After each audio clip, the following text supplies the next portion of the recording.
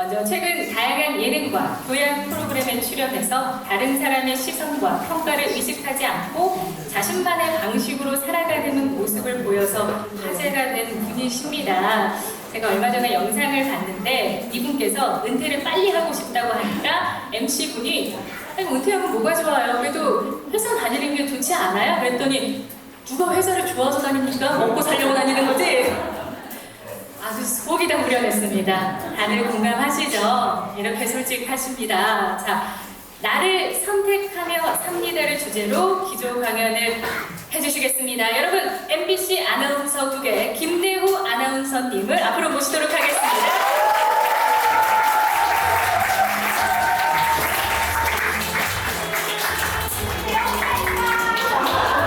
네, 여러분 안녕하십니까? 저는 MBC 아나운서 김대호라고 합니다. 만나서 반갑습니다. 네, 일단은 인사부터 드렸는데 일단 굉장히 많이 떨리고요. 오늘 앞에서 이제 개회식 더하기 여러 가지 행사를 봤는데 제가 사실 이런 자리인 줄 모르고 왔어요. 가볍게 소통할 수 있는 자리인 줄 알고 왔는데 생각보다 좀 더 격식 있고 뭔가 그런 자리인 것 같아서 이 행사에 뭔가 김대호를 뿌리는 상황이 오지 않을까 생각에 좀 당황스럽지만 어쨌든 제가 이 주제를 이렇게 정해봤습니다. 나를 선택하며 삽니다라는 주제를 정해봤는데 아마도 저를 생방송 오늘 저녁에서 보신 분들은 없을 거예요. 왜냐면 전국 방송이 아니기 때문에. 그래서 보통 저를 아시는 분들은 나 혼자 산다라든지 아니면 구해줘 홈즈라든지 예능 방송을 통해서 좀 보신 분들이 계실 거예요. 그래서 거기서 많이 보여준 모습이 아마도 나 혼자 산다에서 보여준 어떻게 저렇게 하고 싶은 거 다 하면서 본인이 사고 싶은 집도 사고 사고 싶은 차도 사고 하면서 과연 저 사람은 자기가 원하는 대로 어떻게 저렇게 재미있게 살고 있을까라는 질문들을 많이 던지시더라고요. 근데 제가 이번에 기조 강연이라고 해서 기조라는 단어를 찾아봤거든요. 저도 잘 몰라요. 근데 기조라는 단어가 어쨌든 방향 그리고 취지 이런 걸 의미하더라고요. 그래서 굉장히 제가 이 첫 번째 연사로서 여러분들께 뭔가 이 행사의 방향성을 좀 끌고 나가야 될 것 같은 그런 MC로서의 그런 버릇이 나와서 좀 긴장이 되긴 하는데 다 제가 이제 여기저기 강연을 최근에는 좀 많이 다녀봤어요. 근데 항상 가서 그런 말씀 드립니다. 제가 제 삶의 방식이 맞다, 나를 따라와라 라고 강연을 하진 않거든요. 다만 제 삶을 보여드릴 테니 그리고 말씀드릴 테니 당신만 그렇게 사는 게 아니고 나 역시 이렇게 살고 있다. 그리고 이 자리에 와 있는 뭔가 TV에 나오는 연예인 같은 사람들이 그냥 화면에서 뭔가 화려한 삶을 살고 뭔가 저 사람들은 성공한 삶을 사는 것 같지만 그렇지 않다. 당신이 생각하는 것과 같은 그런 똑같은 생각을 가지고 살고 있다. 다만 화면을 통해서 만나기 때문에 우리가 대화할 수 있는 간극이, 소통할 수 있는 간극이 좀 멀어요. 그래서 저는 유튜브라든지 내지는 인터넷 연재글이라든지 또 이렇게 강연의 무대에 서서 그 간극을 좀 줄이고자 이런 자리에 서곤 하거든요. 그래서 오늘 같은 경우에도 제가 거창하게 나를 선택하며 삽니다라는 말을 썼지만 쌀로 밥 짓는 얘기 할 겁니다. 왜냐면 이미 다 알고 계신 거예요. 저라고 해서 순간순간을 선택하는 것들이 무조건적으로 다 100% 맞는 선택을 하지는 않거든요. 다만 나를 선택하며 산다라는 건 어떤 상황에 있어서 남들이 보는 시선에 있는 그런 선택을 하지 않고 내가 과연 원하는 게 무엇인지 나는 과연 어떤 사람인지에 대한 끊임없는 그런 물음들을 항상 물음표를 갖고 살고 있거든요. 그래서 나를 선택하며 산다라고 거창하게 한번 지어봤습니다. 사실 나 혼자 산다라는 프로그램을 통해서 여러분들이 많이 저에 대해서 궁금한 점들이 있을 텐데 오늘 같은 경우에는 이제 삶에 대해서 선택에 대해서 조금 이야기를 나눠보자면 저도 굉장히 고민을 많이 합니다, 평소에. 하지만 화면에서 볼 때는 너무나 이 사람들이 고민도 없고 그 주어진 상황에 있어서 뭔가 빠른 결정을 하고 또 그 결정들이 다 재밌고 이렇게 보일지 모르겠지만 저도 실패도 많이 하고 후회도 많이 하면서 살고 있거든요. 예를 들면 많은 분들이 제가 살고 있는 집에 대해서 많이 궁금해 하시는데, 저는 원래 주택살이에 대한 로망이 항상 있었습니다. 제가 경기도 양평 출신인데요. 그때부터 항상 주택살이를 해왔고, 그리고 저는 앞으로도 주택살이를 하겠다고 마음을 먹고 있었지만, 사회생활에는 그게 녹록지 않잖아요. 그래서 처음에 아나운서 입사 시험을 하면서 전형을 거쳐서 회사 생활을 할 때는 제가 이제 뭐 오피스텔에서도 살아보고, 다세대 주택에서도 살아보고, 옥탑방에서도 살아보고, 고시원에서도 살아봤습니다. 그러면서 거치면서 나는 꼭 주택을 살아봐야지 라는 생각을 항상 하면서 살았어요. 그런데 이게 그냥 제가 원하는 대로 삶을 살게 되면 너무 아름답잖아요. 이게 현실로 닥치게 되니까 여러 가지 현실적인 문제들이 생기더라고요. 그 중에 하나가 일단 돈. 가장 중요하잖아요. 이 금액적인 부분을 어떻게 해결해야 될 것인지, 그리고 또 제가 제 삶이라고 해서 뭐 부모님들한테도 말씀을 드려야 되고, 또 이제 제가 도움 받아야 될 사람들한테도 이야기를 해야 되는데, 여기에 대한 거는 내가 어떻게 감당을 해야 될지, 이 선택하기까지는 선행돼야 되는 일들이 굉장히 많더라고요. 그래서 저는 선택이라는 게 뭐 그냥 단순히 이거 해서 좋으면 좋은 거고 아니면 아닌 거다라는 개념보다도, 선택에 집중하기보다도 그 선행돼야 되는 행동들에 대해서 조금씩 집중을 해봤으면 좋겠다는 생각을 많이 해봤습니다. 그래서 선택에까지 가기 전까지는 일단 책임이 좀 동반이 되어야 된다고 생각을 하고요. 그리고 그 책임을 지기 위해서 용기도 필요하다고 생각을 하거든요. 선택은 그야말로 쉬워요. 용기와 책임이 동반된다면 선택은 그냥 버튼을 누르면 되는 거거든요. 근데 사람들은 내가 이거 선택을 해야 되나 말아야 되나 라는 거에서 많이 고민을 하게 되는 것 같아요. 그리고 지금 뭐 소통협력주간이라고 해서 제가 설명 듣기로는 이 제주라는 이 아름다운 섬에 정착을 해서 살고 계시는 분들도 계실 테고, 또 저처럼 이런 시골살이, 전원생활, 제주시가 시골이라는 말씀은 아니지만 어쨌든 우리가 도심에서 살고 있다가 교외로 나가서 뭔가 아름다운 자연 풍광을 좀 누리면서 살고 있는 그런 삶들을 원하는 분들이 많잖아요. 그럴 때 동반되는 것들이 무조건 선택이라는 게 강요가 되기도 하고 내가 해야 되는 것들인데, 제가 말씀드린 내용은 선택도 중요하지만 그 전에 이루어져야 될, 선행돼야 될 행동들, 용기와 그리고 책임에 대해서 잠깐 말씀을 드리고자 합니다. 용기라는 건 무조건 모든 사람들이 다 가지고 있어요. 근데 용기는 사실상 본인이 감당할 수 있는 만큼의 책임을 져야 되는 상황이 항상 다가오게 되거든요. 그래서 내가 무엇인가에 도전을 하고 또 선택을 할 때는 이게 항상 성공하리라고는 생각을 하면 좀 어려운 것 같아요. 아름다움만이 있지는 않다고 생각을 하거든요. 그래서 항상 어떤 선택을 할 때는 내가 항상 준비가 되어 있나라는 자문을 계속 해야 된다고 생각을 합니다.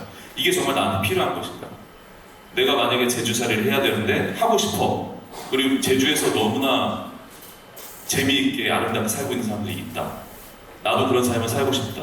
그런데 이 삶이 과연 나에게 필요한가를 자꾸 물어봤으면 좋겠어요.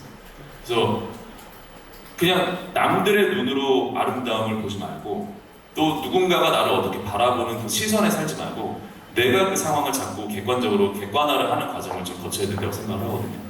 그래서 내가 과연 이 제주도라는 아름다운 섬에 와서 살 준비가 되어 있는지, 그냥 단순히 TV에 나오는 화면만을 보고 나도 저렇게 아름답게 살고 싶다, 지금 현실은 너무 싫다 라고 생각하고 선택을 하기에는 너무 위험 부담이 크다는 거죠. 그래서 항상 어떤 상황에 선택하기 전까지는 나에 대한 객관화, 그리고 나에 대한 객관화가 끝나게 되면 과연 그 이후의 삶을 내가 책임질 수 있는 건지, 그리고 책임질 수 있다라고 모든 게 준비가 되었다면 그 상황을 내가 선택할 수 있는 용기까지 같이 가지고 간다면 선택 자체는 그렇게 어렵다고 생각을 하지 않거든요. 그래서 이 나를 선택하면 삽니다라는 주제에서 나를 선택한다는 의미는 나에 대해서 자꾸 내가 어떤 사람인지, 내가 원하는 건 뭔지 자꾸 나에게 질문하는 그런 습관을 들여보자 라는 의미에서 이런 문장을 선택을 해봤습니다.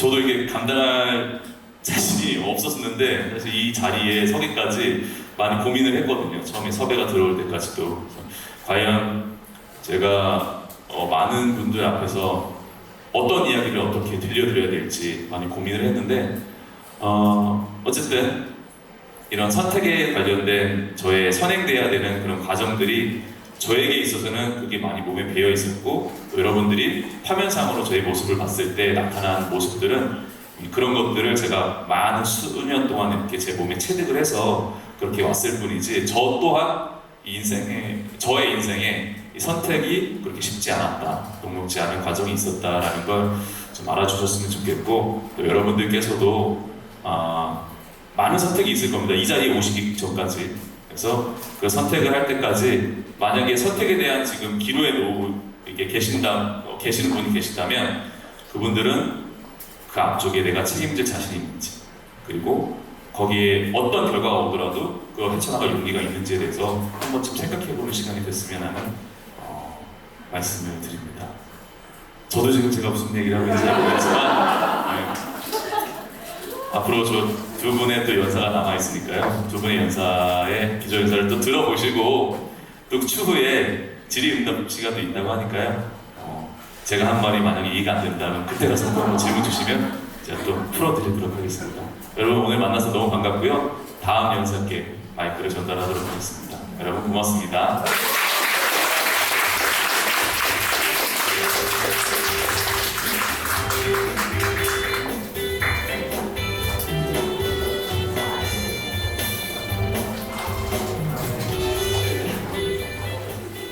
말씀 잘 들었습니다. 제가 왜 살짝 놀랐냐면 예상된 시간이 35분 기조 강연이었는데 너무 후다닥하고 내려오셔서 어떡하지 했는데 질의응답을 그만큼 더 많이 받으면 되는 거죠. 그런 거죠? 네, 말씀 감사드립니다. 자, 이어서 제주에서의 좋은 삶을 선택하고 다양한 관계와 시도 또 연결을 통해서 더 나은 개인의 일상과 사회를 만들어가고 있는 분들의 이야기를 들어보도록 하겠습니다. 자, 이제 모실 분은 제가 어제 밤에도 이 두 분께서 운영하시는 팟캐스트를 들으면서 잠들었기 때문에 오늘 실물을 영접했을 때 많이 설렜습니다. 네. 자, 강단과 소신 팟캐스트 강소팟에서 멋쟁이 사장님들을 인터뷰하고 계시는데요. 이 팟캐스트가 애플 팟캐스트인데 에피소드가 단 2개 정도 올라왔을 때 사회 문화 분야에서 20위를 했습니다. 제가 아까 20위 축하드려야 했더니 최고의 성적은 6위라고 합니다. 이래 박수 한번 보내주십시오. 자, 앞으로 숫자에는 연연하지 않는다고 하셨지만 막상 6위를 하니까 매우 기쁘다고 하셨어요. 그러니까 앞으로 1위를 찍기 위해서 강소팟, 검색어에 강만 쳐도 바로 강소팟이 나옵니다. 강소팟 많이 들어주시기 바라겠습니다. 자, 나답게 살기 위한 실험이라는 주제로 제주에서 비건 샌드위치 샵을 운영하며 우리다운 삶을 설계하고 지속해 나갈 수 있도록 하는 실험 사례를 공유해 주실 치즈레이즈의 강민석 고은비 공동대표님을 모시도록 하겠습니다.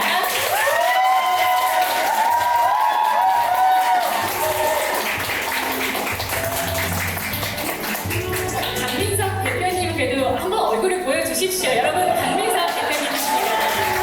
네, 공감되게 고르시고요. 자, 발표에는 고은비 대표님께서 수고해 주시겠습니다. 안녕하세요. 치즈레이지 고은비라고 합니다. 만나서 반갑습니다. 제가 오늘 사람이 많이 올 거라는 얘기는 미리 들었는데 이렇게 올라와서 보니까 정말 많이 떨려요. 진짜 심장이 쿵쾅쿵쾅 되거든요. 저희 이야기를 이렇게 사람들 앞에서 전하는 게 거의 평생 처음이라서 좀 이렇게 버벅될 수도 있는데 열심히 준비했거든요. 잘 들어주시면 좋겠습니다. 저희가 준비한 발표의 제목은 나답게 살기 위한 실험이고요. 먼저 저희가 일하고 있는 치즈레이지에 대해서 조금 소개를 드려야 될 것 같아요. 제가 딱 봤을 때 여기 저희 가게 손님도 조금 보이는 것 같은데 저희는 제주시 오라동에 위치한 비건 샌드위치 샵입니다. 그래서 뭐 육류나 계란, 유제품 같은 동물성 제품은 전혀 사용하지 않고 음식을 만들고 있어요.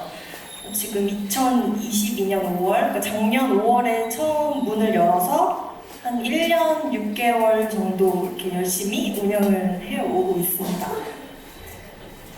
아무래도 오늘 그 좋은 삶에 대해서 이야기를 하러 나온 거다 보니까 앞으로 치즈레이즈 이야기를 좀 하게 될 것 같지만 일단 시작은 저희 두 사람에 대한 소개로 좀 열고 싶었어요. 그래서 저희가 좀 귀여워보고 싶어서 저희 어렸을 때 사진을 굳이 가져왔거든요. 그래서 여기 오른쪽에 있는 개구장이가 전데요. 저는 제주에서 태어나서 19살까지 제주에서 쭉 살았어요. 근데 이제 대학 진학을 위해서 처음 서울로 갔고 서울대학교에서 국사학을 전공을 했습니다. 그래서 졸업 후에는 계속 서울에 살았고 한 10년 정도 산 것 같아요. 근데 아주 작은 컨텐츠 회사랑 신선식품 관련 회사에서 재직을 했는데 얼마나 작았냐면 제가 처음 일한 회사는 대표님이랑 저랑 다른 분 한 명 이렇게 셋이서 일을 했었거든요. 그래서 지금은 조금 회사가 커졌지만 여전히 좀 작아요. 근데 그런 회사만 좀 골라다니면서 일을 했던 것 같습니다. 그리고 왼쪽에 있는 저 꼬맹이는 이제 저희 남편이자 저희 동업자인 민성님인데요. 민성님은 전주에서 태어났고 전주에서 쭉 살다가 14살부터는 중국이랑 미국에서 유학 생활을 했어요. 저는 완전 제주도 토박인데 좀 해외 생활을 한 분이고 미네소타 주립대학에서 문학을 전공을 했습니다. 군 입대 때문에 처음 한국에 다시 들어와서 이제 전역 후에 서울에서 또 여행이나 뉴미디어, 커머스 관련 회사에서 일을 했고 만으로 한 25살쯤에 저희가 운이 좋게도 비슷한 환경에서 또 서울에서 비슷한 환경에서 일을 하고 있어서 이렇게 만나게 됐어요. 한 2년 정도 연애를 하고 만으로 한 27살쯤에 이제 결혼을 하게 됐습니다. 저희가 이제 결혼을 하고 회사를 이제 퇴근을 한 다음에 저녁을 먹으면서 이렇게 다른 사람들처럼 대화를 많이 나누는 편이었는데 대화를 나누다 보면 항상 이런 식이 되더라고요. 이 회사에 진짜 내 거라고는 월급밖에 없는 것 같다. 불필요한 소통이나 설득 때문에 너무 지친다. 또 제가 또 작은 회사에서 다녔기 때문에 회의가 정말 많았거든요. 그리고 또 100% 몰입할 수 없는 일은 이제 하고 싶지 않은 것 같아. 뭐 이런 얘기도 나눴었고, 그리고 또 스타트업에서 일했다 보니까 성장, 성과, 매출 뭐 이런 얘기를 너무 많이 들어서 이런 거에만 이제 몰입을 하다 보니까 정작 중요한 걸 놓치고 있는 것 같다. 이런 얘기도 좀 서로 많이 나눴던 것 같아요. 근데 아무래도 이제 가치관이 비슷한 사람들끼리 만나가지고 얘기를 나누다 보니까 우리 삶에는 좀 이제 문제가 있는 것 같다. 이 문제를 어떻게 하면 좋을까? 이런 결론에 좀 도달을 하게 됐습니다. 근데 결혼을 하면 보통 좀 더 안정적인 삶을 추구하게 된다고 하는데 저희는 그렇진 않았던 것 같아요. 오히려 결혼을 하니까 한켠에 좀 안정감이 딱 생기고 그 안정감 덕분에 커리어 같은 측면에 있어서는 좀 더 도전적일 수 있었던 것 같거든요. 그래서 아주 빠르게 비슷한 시기에 퇴사라는 결정을 내리게 됐어요.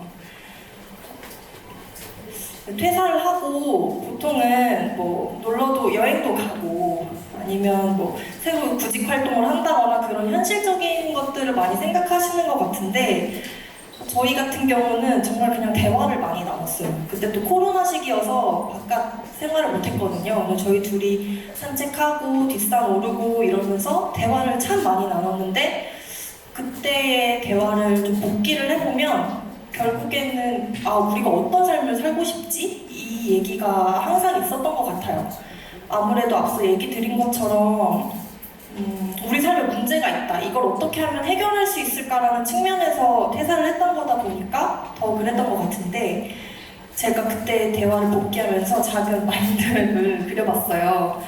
조금 설명을 드리자면 첫 번째는 저쪽에 이제 최대한의 자유를 누리면서 살고 싶다는 거였습니다. 회사 다니다 보면 하기 싫은 일도 해야 되고 동의하지 않는 일에도 이렇게 끄덕끄덕 해야 되고 저는 그게 좀 많이 힘들었어요.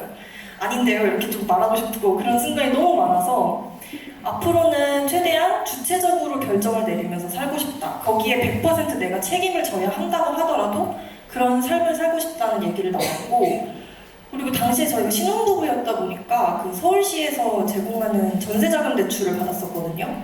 이렇게 처음으로 전세자금 대출을 받아서 방이 3개인 집에 살게 됐는데 저는 그 대출 빚이 너무 크게 느껴졌어요.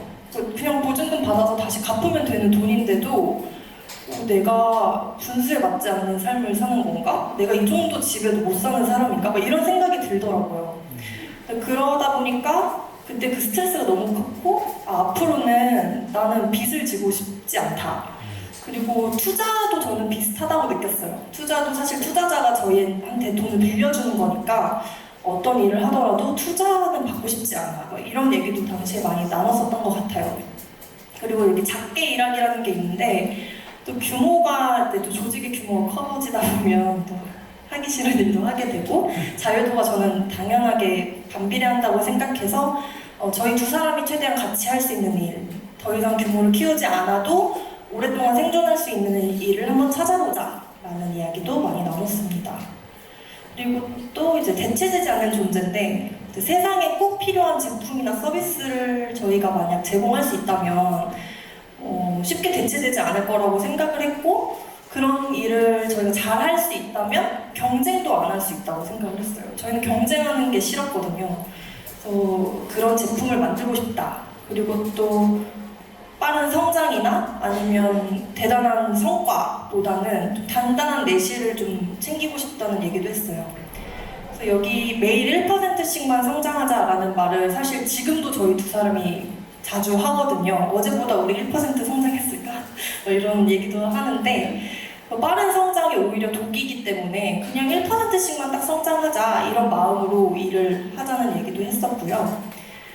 그리고 이제 창작하는 삶, 0부터 100까지 우리 두 사람의 손으로 만들 수 있는 일을 찾아보자. 저희가 소비가 그렇게 많은 사람은 아니거든요. 근데 어떤 분들은 돈을 벌고 그 돈을 이렇게 쓰면서 나다운 삶을 찾아가시는 분들도 있을 것 같아요. 근데 저희는 소비보다 창작을 더 많이 하면 우리의 삶이 더 좋아질 거라고 믿고 있어요. 그래서 창작하는 삶을 좀 지향하고 싶었고, 마지막으로는 사람이 돈 혹은 내가 만들어내는 제품보다 더 중요하다라고 믿자. 그런 일을 통해서 우리가 속해 있는 공동체에 기여할 수 있는 일을 하자. 그때 대화들이 대부분 이랬던 것 같습니다. 근데 그러다가 어느 날처럼 그냥 산책을 하고 있었는데 그냥 정말 농담처럼 그 남편인 민성님이 제주에서 비건 샌드위치 하면 재밌겠다 하하 이런 얘기를 했어요. 근데 저도 처음에 웃다가 생각해보니까 너무 괜찮은 거예요. 근데 왜 괜찮았나 생각해보면 그 짧은 시간에 제 머릿속에 어떤 상상이 팍 펼쳐졌는데 그게 너무 앞서 얘기했던 그 우리가 원하는 삶이랑 닮아 있었어요. 그게 갑자기 막 소름이 돋고 앞에 있는 민서님을 보니까 나랑 같은 생각을 하고 있다는 게 확 직감이 되더라고요. 그래서 정말 아주 우연하고 농담 같은 계기로 저희 심지어 그때 서울에 살고 있었는데 제주에서 비건 샌드위치 샵 한번 열어보자 라고 결정을 하게 됐습니다. 돌이켜 봤을 때 제 제목이 나답게 살기 위한 실험이잖아요. 그래서 제주 비건 샌드위치 샵이라는 게 저희가 세웠던 첫 번째 가설이었던 것 같아요. 그래서 일단은 창업을 하면 직접 결정하고 최대한의 자유를 챙길 수 있었고, 그리고 그 제주라는 곳에서 연세라는 또 독특한 문화가 있잖아요. 그 연세를 한 번에 내는 대신에 보증금이 좀 낮고, 그리고 또 저희가 살고 있었던 서울보다 당연히 임대료가 낮고, 그래서 당시에 저희가 가지고 있는 돈으로 바로 창업을 할 수 있었어요.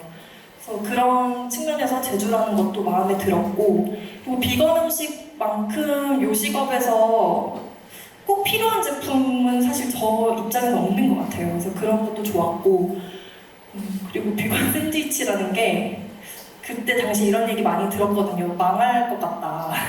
왜냐면 아무도 안 하니까 아무도 안 하는 데는 이유가 있지 않겠어? 이런 얘기도 자주 들었는데 저희는 그게 오히려 장점이 될 수도 있다고 생각했어요. 그냥 그 안에서 잘하면 일단 이 시장의 넘버원이 되는 거니까 그걸 한번 노려보자라는 생각이 있었고, 또 저희 두 사람이 둘 다 이렇게 뭐 식당 관련된 일을 한 적은 없지만 식당이라는 비즈니스 자체가 워낙 작으니까 저희 두 사람 힘만으로 열심히 노력하면 굴러가게 만들어 볼 수 있겠다라고 생각해서 이렇게 시작을 하게 됐습니다.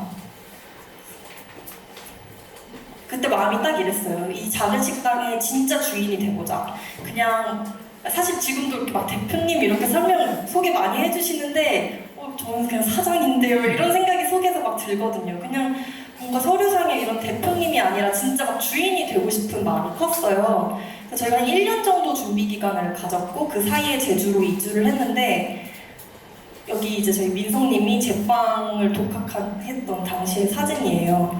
샌드위치 가게다 보니까 빵이 너무 중요한데 그 빵을 때울 것인가 만들 것인가에 대한 의견이 그때 많이 갈렸거든요. 근데 만약에 우리가 제품을 만든다면 0부터 직접 만들고 싶었기 때문에 그냥 독학을 했어요. 1년 동안 사실 민성님은 빵만 구웠어요. 그래서 그때 남는 방에 제빵실을 저희가 만들어서 중고 오븐을 사서 만들어서 그냥 가게에서처럼 만들어가야 되니까 막 그런 식으로 노력을 했었고, 또 저는 그 사이에 옆에서 비건 치즈랑 비건 소스 이런 걸 열심히 만들고, 근데 그렇게 해서 샌드위치 꼴의 제품을 만들 수 있게 됐을 때 이걸 손님한테 좀 팔아보고 싶은데 저희한테는 식당이 없잖아요. 그래서 그때 그냥 집으로 인스타그램으로 이제 손님 모객을 해서 작은 팝업을 열었습니다. 근데 물론 이게 그렇게 하면 불법이기 때문에 유료로 파는 것처럼 하고 현장에서 돈을 안 받았어요. 그래서 그렇게 팝업도 열고, 마지막에는 매물을 열심히 알아봐서 인테리어 업자를 끼지 않고 저희 두 사람의 힘만으로 가게를 고쳐서 이렇게 오픈을 하게 됐습니다. 이렇게 보면 너무 순조로웠던 것 같은데 지금 그렇진 않았고, 사실 바깥에서 오는 방해물은 사실 없었어요.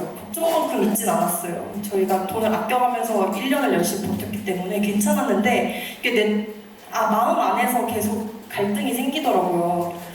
식당도 안 해보는 사람 두 사람이 이걸 해서 성공할 수 있을까?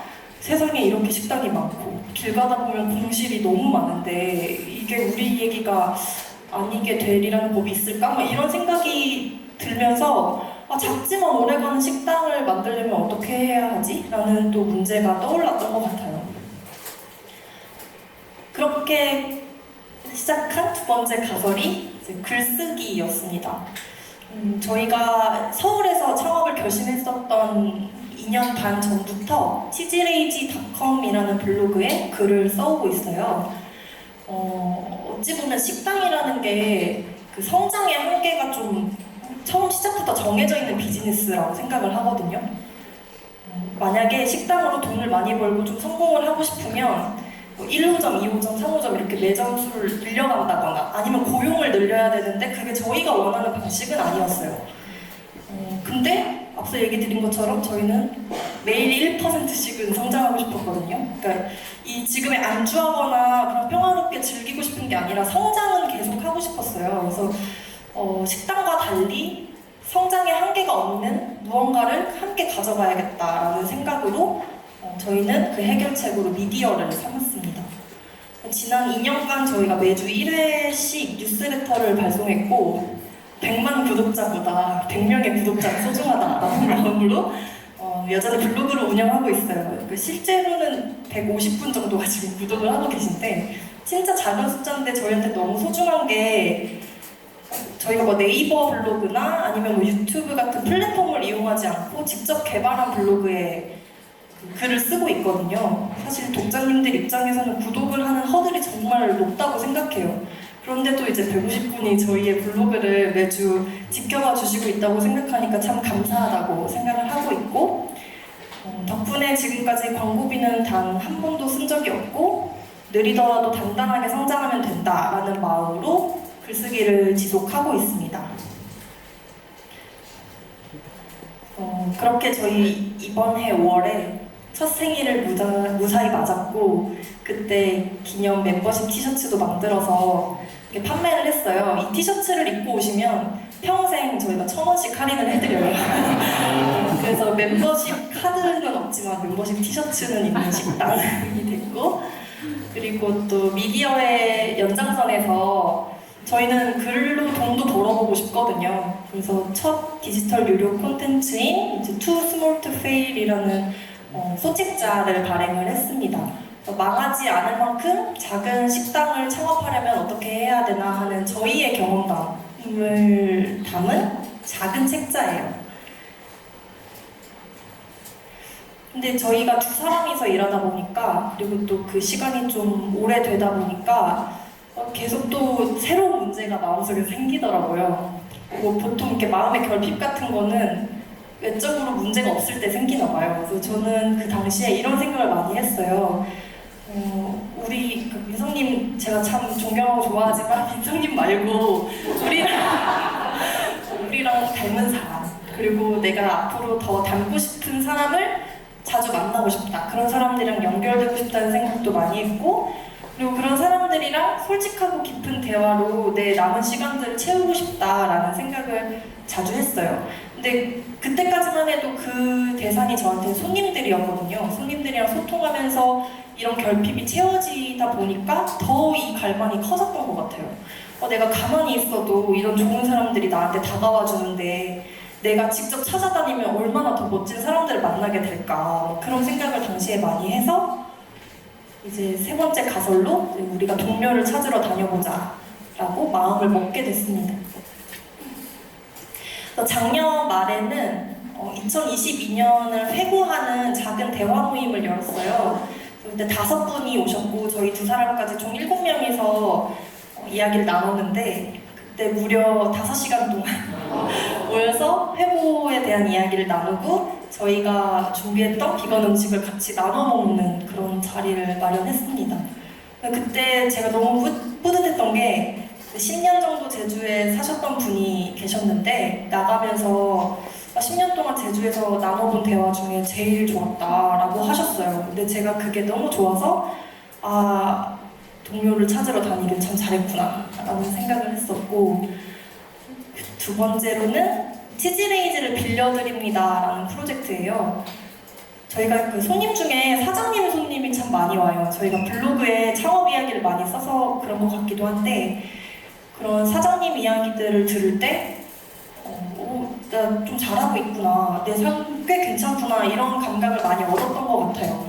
사장님들을 좀 더 찾아다녀보고 싶다라는 생각으로 제품이나 서비스는 있는데 그걸 좀 선보일 공간이 없는 사장님들께 저희가 가진 걸 빌려드리는 프로젝트를 했어요. 지금까지 한 3분 정도 프로젝트를 진행했고 성공적으로 잘 마무리가 된 것 같습니다. 마지막으로는 아까 그 아나운서님께서 잠깐 언급해 주셨던 강소팟이에요. 이게 저는 제주라서 또 가능했던 프로젝트 같거든요. 왜냐면 제주도만큼 지방도시 중에 저희 또래의 젊은 분들이 작게 자기의 성격을 담아서 브랜드나 공간을 운영하는 분들이 많은 곳이 또 없는 것 같아요. 그래서 지금까지 6개의 에피소드가 업로드 됐고 격주로 올라가다 보니까 지금 3개월쯤 됐는데 민성님을 포함해서 5명의 사장님을 인터뷰를 했어요. 근데 이제 인터뷰할 때마다 팟캐스트 시작하길 너무 잘했다 이런 생각을 늘 할 만큼 너무 많은 영감과 용기를 얻고 있습니다. 제가 이번 발표를 준비하면서 처음에 이거 너무 좋은 기회다라고 생각했던 게 나도 내가 생각하는 좋은 삶이 아직 뭔지 모르겠지만 이 발표를 준비하다 보면 좀 뭐가 나오지 않을까? 라고 스스로도 기대를 많이 했던 것 같아요. 근데 결론적으로는 돌이켜보면 그냥 문제를 발견하고 그 문제를 해결하기 위해서 노력하고 그 과정을 그냥 계속 반복해온 게 전부였던 것 같습니다. 근데 그래도 확실히 생각해봤을 때 저는 서울에 살 때보다 지금이 훨씬 더 만족스럽고 행복하거든요. 그런 점을 보면 저희 두 사람에게 좋은 삶이라는 건 어떤 정답을 얻거나 결과를 딱 얻는 것보단 그 실험의 과정 그 자체가 아니었나 라는 이야기로 오늘 발표를 마무리해보려고 합니다. 들어주셔서 감사합니다.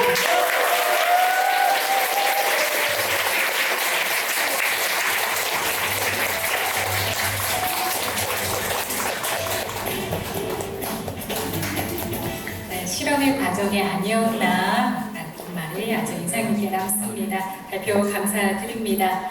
자, 이어지는 발표로는 남들처럼 살지 않습니다 라는 주제로 그림책을 중심으로 어린이들과 부모 또 지역을 만나고 제주에서의 삶을 함께 만들어가고 있는 책 사람 문화가 있는 공간 북타임의 임기수 대표님을 모시도록 하겠습니다.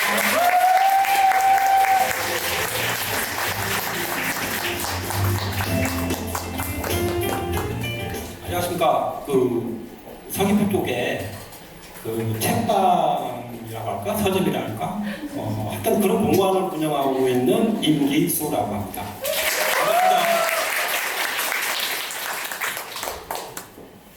제목이 남들처럼 살지 않습니다라는 너무 거창한 것 같고 어쩌다 보니까 이런 제목이 나왔는데 저는 이제 개인적으로 오늘 15분 정도 얘기해야 되는 거죠. 그러니까 빨리 얘기해요. 저는 15분이 아니고 이제 저희 삶을 얘기하려면 이제 엄청 시간이 많이 갈 것 같은데 간단하게 세 가지 선택의 기로에 당했을 때 얘기를 좀 해보고 싶습니다. 첫 번째는 저가 대학을 졸업했어요. 옛날에 대학은 80년대 대학의 어떤 분위기 딱 그랬잖아요. 하라는 공부는 안 하고 맨날 이상한 거나 하고 저는 행정학을 전공했는데 행정학의 행정도 몰라요. 사회과학 책 맨날 보고 강의도 안 들어가고 하여튼 그렇게 하다 보니까 이제 군대에 갔다고 하도 그랬어요 사실. 하긴 먹고 살고 걱정해야 되는데 어쨌든 졸업을 했는데 취직을 해야 되잖아요. 뭐든지 자기가 오래 살아야 되는데 저는 이상하게 그런 남 밑에 들어가서 일하는 마음이 진짜 안 생겼습니다. 팔자 좋은 얘기 같지만은 그래도 팔자 좋은 건 아니고 상당히 고민을 많이 했습니다. 한 2년, 3년 동안. 어떻게 살까? 하다가 저는 이상하게 막노동 하는 거를 되게 좋아하더라고요. 그래가지고 형님이 야, 너 그렇게 놀면 어떻게 하겠냐? 와서 일해. 그래서 하는 일이 뭐였냐면 지금이 말하는 거두는적인 뭐 설비 보일러 놓고 화장실 내관하고 그야말로 이 깨부시고 하는 일 상당히 힘든 일입니다. 저가 한 2, 3년을 그 일을 하니까 너무 재밌는 거야. 아예 이 길로 나갈까 하는데 그 첫 번째 선택이었어요. 어떤 소문이 나가지고 저한테 건설회사에서 이리 와라 나와 같이 일해보자 하는 스카우트 승기를 뻗치는 거예요. 그렇다고 내가 특별히 잘한 것도 없는데 그래 무조건 가가지고 어떤 회사였냐면 그 동해에 보면 양돈장과 축산시설이 있죠. 축산 분뇨 처리 시설을 하는 업체입니다. 그리고 거기를 관리하는 거. 그러니까 미신물을 투여해가지고 거름으로 만드는 거예요. 그리고 그 처리장을 저희들이 시공까지 다 합니다. 저 능력 인정받아서 현장 소장까지 올라갔습니다.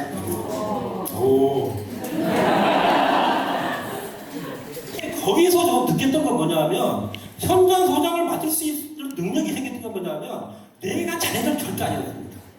거기 보면 하도 것들이 지진다. 철근공, 목수, 콘크리트공 같이 노는 겁니다. 저는 같이 놀았습니다 사실. 왜? 위에서는 회사에서는 절대 이렇게 하지 말라고 합니다. 근데 저는 개인적으로는 그게 너무 재밌는 거라. 그분들은 되게 나이들이 많습니다. 되게 경력 20년, 30년 거기다 진짜 거기서 이제 모든 거를 배운 분들이기 때문에 저는 젊었습니다. 그분들한테 많이 배웠습니다. 그리고 소통을 많이 하다 보니까 저가 맡은 현장은 절대 사고가 안 나. 완전 잘 돼. 빨리 이게 빨리 끝나. 그래서 인사를 받았는데 단점이 하나 있었습니다. 너무 좋았는데 집에 오면 애들이 코를 막는 거야. 애들은 4살, 5살 애들이었는데 똥냄새 난다고. 아빠 몸에서 왜? 하루 종일 양돈장에 있어 보십시오. 그러면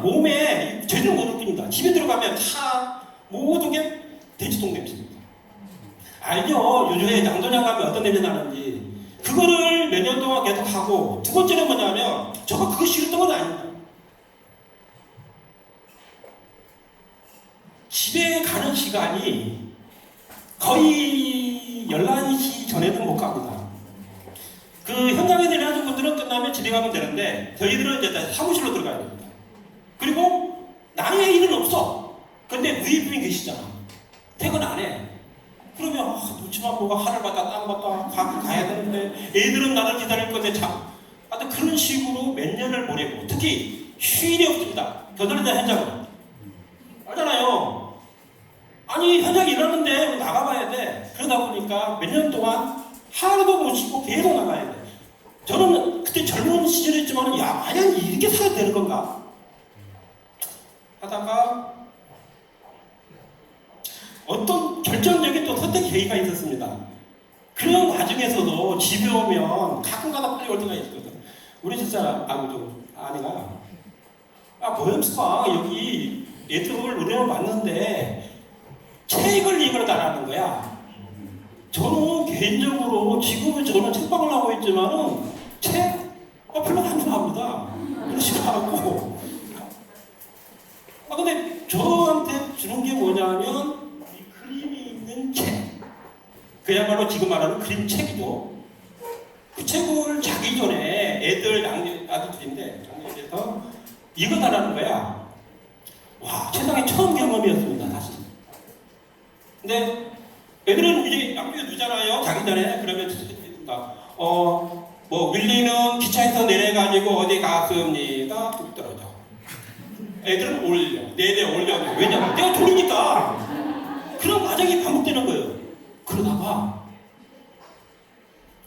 내가 저가 그림책을 이상하다? 이런 책도 있었네? 라는 관심을 갖게 됩니다. 그래가지고 그림책에 대해서 계속 저가 읽게 돼요. 그러다 보니까 어느 순간에 내가 한번 이거를 공부해보면 어떻게 될까? 라는 생각. 그렇지 않았으면 저는 계속 그쪽으로만 있었을 건데 그런 계기가 있었습니다. 그러니까 너무 궁금한 거야. 그래가지고 물론 선택은 저 혼자 하는 게 아니고 제 딸도 많이 옆에서 도와줬겠죠. 야 때려치자 해가지고 한 달인가 두 달 만에 정리하고 어디 갈게요. 그림책을 공부하러 왔습니다. 어디? 서울로. 얘들을 막 어릴 때 내가 케어를 해야 되는데 무조건 올라가가지고 지금 경희대 그 회계역 쪽에 그 고시원 있잖아요. 차 없는 고시원. 물론 거기 들어가고 그 당시에 한겨레 문화센터에서 운영하던 그림책 작가 과정이 있었습니다. 거기 등록해가지고 거의 1년 동안 혼자만 고시원에 살면서 그림책 공부를 했어요 사실. 근데 생각해보시죠. 건설 현장에 있던 놈이 어쩌다가 그림책 공부한다고 또 가가지고 또 거기서 비비되는 거 보면 저도 참 이상하고. 근데 사람의 선택이라는 거는 자기도 모르는 어느 순간에 뭐가 끌리는 게 있는 것 같아요. 그게 뭐 팔자라고 할까? 저는 그러다가 책 팔자라고 하긴 하는데 자 그렇게 가지고 공부를 마칩니다. 이제 이거 어떻게 할까? 책을 좋아하지도 않았는데 이제 와서 뭐 먹고 살지? 그리고 저는 애 아빠 아닙니까? 남자로서 경제적인 것도 고민해야 되죠 당연히. 근데 어디 다시 들어가기 쉽지 않고. 근데 어디선가 또 저한테 제안이 들어옵니다. 그 앞에 어떤 곳이냐면 나중에 저 아시는 분도 많이 아시겠는데 어린이 도서관입니다. 지금 우리 제주시 그 삼공원에 있는 살문대 어린이 도서관이라고 많이 들어봤죠? 아마 거기 다녔던 분들도 계실 거예요. 거기서 저한테 어떻게 소문 들었는지 와서 이거를 운영해달라는 제안을 받습니다. 근데 저는 얘는 능력도 없고 뭐 오케이 좋다. 일단 생각하고 제가 그러니까 1998년도에 설립된 그 민간 도서관인데 진짜 오래된 도서관입니다. 역사가 있고. 근데 저는 2003년도부터 그걸 맡게 됩니다. 그리고 제가 12년 그러니까 15년 때까지 제가 그걸 운영하게 되는데 운영 과정은 이거 좀 나중에 얘기할 건데 저의 인생에서 가장 행복했고 보람됐고 삶이라는 건 이런 경우에 행복을 느낄 수도 있겠구나라는 거를 그때 많이 느꼈던 겁니다. 자, 예를 들게요. 자, 우리 도서관은 도나 시에서 한 푼도 지원도 안 받는 도서관입니다. 그러면 어떻게 먹고 살아? 특히 저는. 그리고 여기 직원 누구? 근데 이런 구조가 유지가 된다는 겁니다. 어떻게 되지? 첫 번째는 뭐냐? 어쨌든 간에 운영비용에서는 이제 여러 후원, 우리 도서관을 좋아하시는 분들이 그 당시에 한 300명 정도의 시에도 후원을 해줍니다. 뭐 5,000원, 만 원이라든지 그 돈으로 어쨌든 간에 우리가 운영을 하고, 두 번째는 운영의 이론인데 우리는 반하고 너무 다른 게 뭐냐면 스스로가 좋아서 모여드는 엄마 부대가 있었습니다. 저는 거기서 바로 큰 언니였습니다.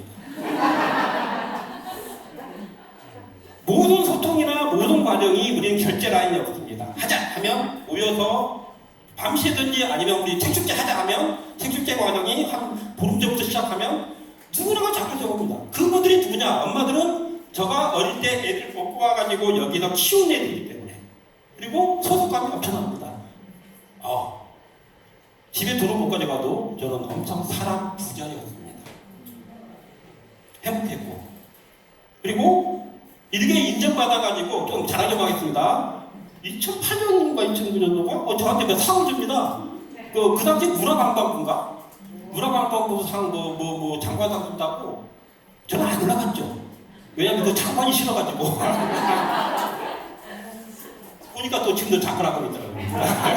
죄송합니다. 이거 좀 이런 얘기인데 어쨌든 일단은 그런 식으로 하고 하는데 저가 가장 큰 문제가 뭐냐면 아마 예상은 다 하실 겁니다. 아니 가장이고 그래도 또래 남자면 가족을 책임져줘야 될 거 아니냐 이거지.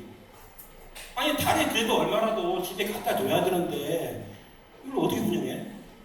하면서 저도 고민을 많이 했고, 사실 도서관이라는 게 특히 민간 도서관 같은 경우에는 저가 갖다 바치는 게 더 많습니다. 사실 뭐 투자해야 뭐 해야 되고 해야지 하면 저가 떼오든지 아니면 내 돈으로 해야 되고, 그리고 저는 일단 관에 그런 지원받는 게 너무 싫어가지고 하여튼 그런 식으로 계속 운영을 했는데